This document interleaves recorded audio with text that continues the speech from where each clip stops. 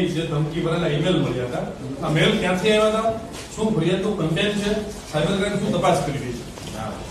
ગતરોજ અમદાવાદમાં અલગ અલગ સ્કૂલોમાં અંદાજે અત્યાર સુધી મેં તપાસમાં આવ્યું છે કે 23 સ્કૂલોમાં અલગ અલગ 3 ઈમેલ આઈડીથી બોમ્બની ધમકી ભર્યા હોક્સ મેલ આવેલા હતા. હોક્સ મેલ એટલા માટે કે જ્યારે આગળ આ બાબતની જ્યારે લોકલ પોલીસ દ્વારા બધા સ્કૂલોમાં અને જે જગ્યાએ મેલ મળેલા છે એમની તપાસ કરવામાં આવી તો આવા કોઈ બોમ્બ ત્યાં મળી આવેલા નથી. એટલે પ્રથમ તો આપના માધ્યમથી એ કહેવા માગું છું કે લોકોને કોઈ ગભરાવાની જરૂર નથી.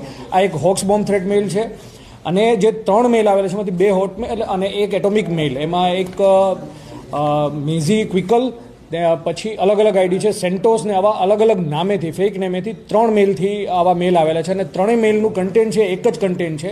એટલે અમદાવાદ સાયબર ક્રાઇમે આ બધા મેલ જે 3 અલગ અલગ ઈમેલથી મેલ આવેલા છે બોમ્બના થ્રેટના એમની એક કોન્સોલિડેટેડ FIR ગઈકાલે રાતે અમદાવાદ સાયબર ક્રાઇમ ખાતે દાખલ કરી અને આગળની તપાસ ચાલુ કરી છે.